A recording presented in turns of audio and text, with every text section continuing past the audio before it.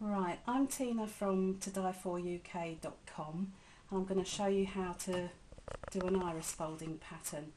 Now, I've got my iris folding pattern printed out. You can see it's got 3 colours and down below is a table which relates to the colours and then the numbers.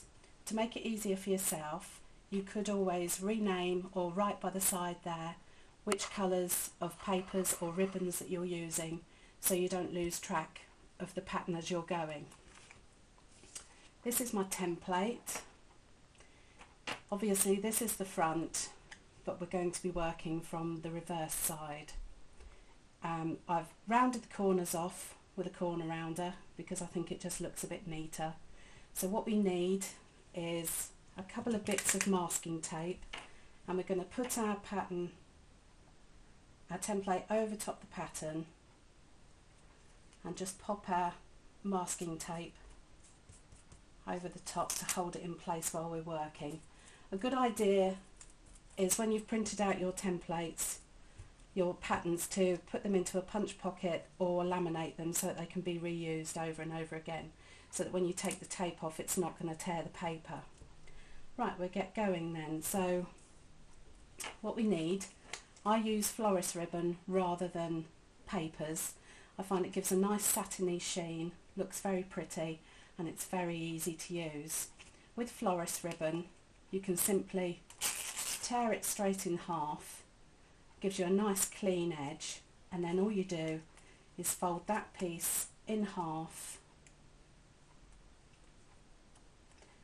and then you want to line up to your number 1, trim your piece of ribbon roughly to the size that you need.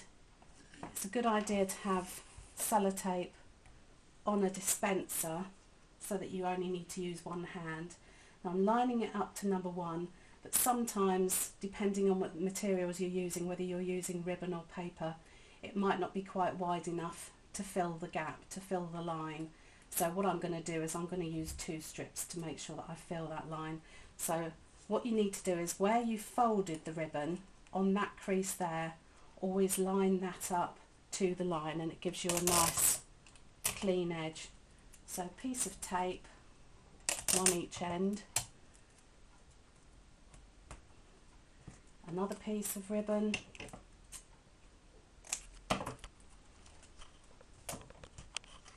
line it up to that line,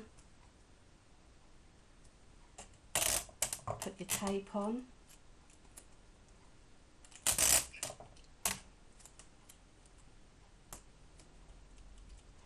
and then you're going to go to number 2. The lines don't always keep going 1, 2, 3.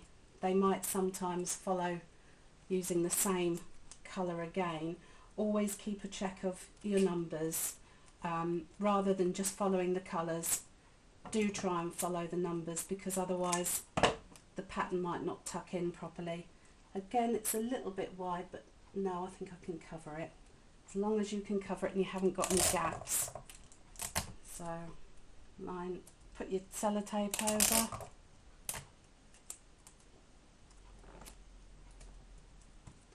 So now we want number 3. So I'll take a separate, different colour,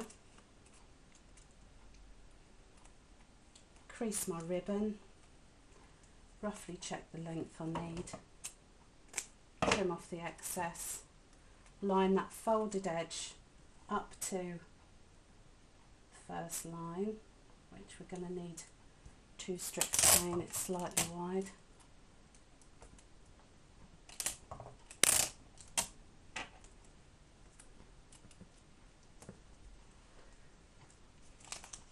Same piece of ribbon again.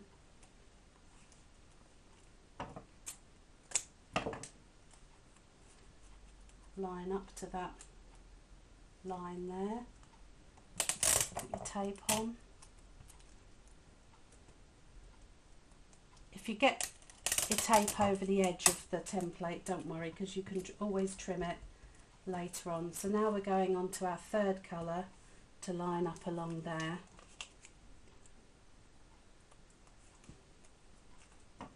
Sounds complicated, but once you get the idea of it, it's really quite easy and it can be done quite quickly. So line that folded edge up to the line, put our tape on,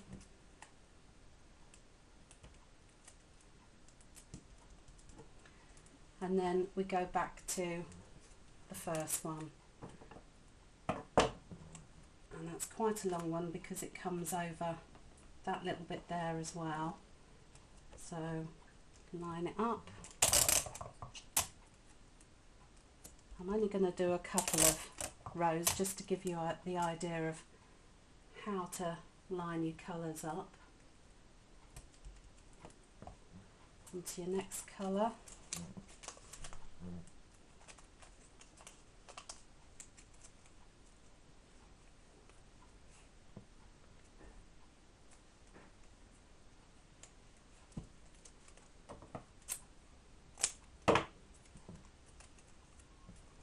Again, this is quite a wide line, so again I'm going to use 2 strips to fill the one line.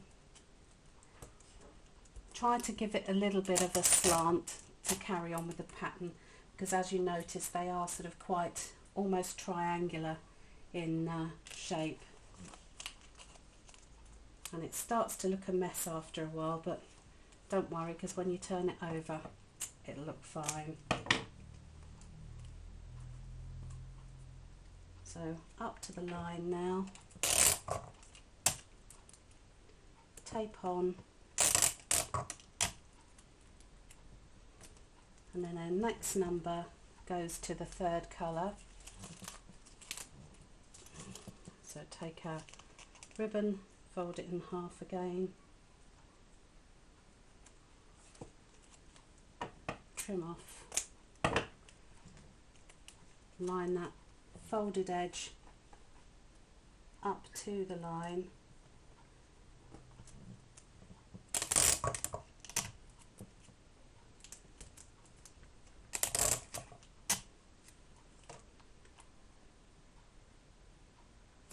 so you get the basic idea. Just keep on following patterns around, following your numbers. I'm just going to show you one that's completed. So what I've done here is I've put some very sticky tape, the one with the red tape, the very sticky one, because with the height that you've got you want something that's going to be really sticky to stick it to the card. You don't want it lifting off, so I do recommend this very tacky tape. As you can see, it does look a mess, but when I turn it over it looks lovely, very, very pretty. Now to finish this off, this is the iris, which is the centre of the pattern. That's why it's called an iris folding pattern. And what I'm going to do is put a piece of holographic card or paper over that iris, tape it in place,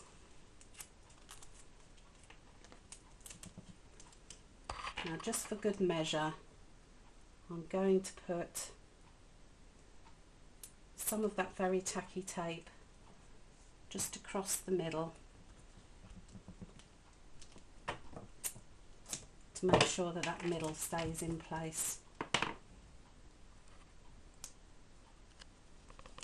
Peel that bit off.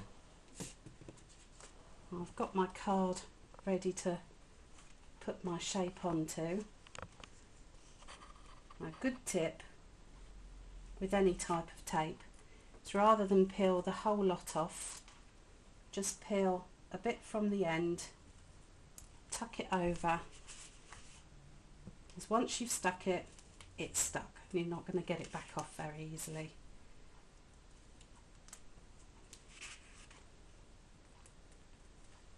So we're going to just place that onto our card. You could put it onto another mat if you wanted to give another colour.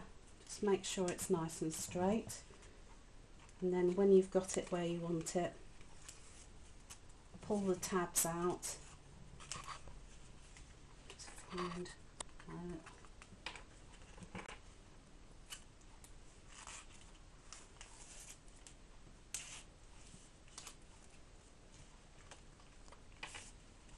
And there we are.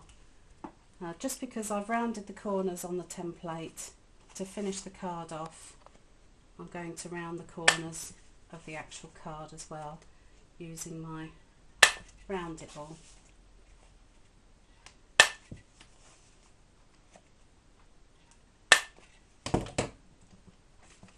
Then all that's needed is to decorate and it's finished.